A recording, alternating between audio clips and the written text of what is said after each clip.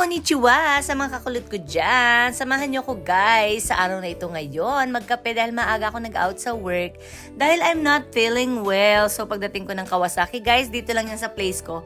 Naghahanap ako ng pagkakapihan. Dahil Sunday nga ngayon, first time kong nag-ikot, napakaraming tao. And ito guys, nakita ko tong place na to. Hindi ko pa siya napupuntahan. Parang sabi ko, kasi nga ayan no, tingnan nyo guys yung mga sweets nila. And syempre guys, sulat Japanese kasi. Sabi ko ano ba to? Hoshino Coffee Shop pala yan. So, hindi ko napansin. Akala ko kasi izakaya. So, ayan na guys yung place. Alam niyo ba, vintage style sila. Kaya sobrang classy nung lugar. Alam niyo yun guys, yung relaxing talaga. Na talagang lahat tahimik lang, nagre-relax, ninanamnam yung kanilang coffee. Alam niyo yun guys, yung pakiramdam na yun.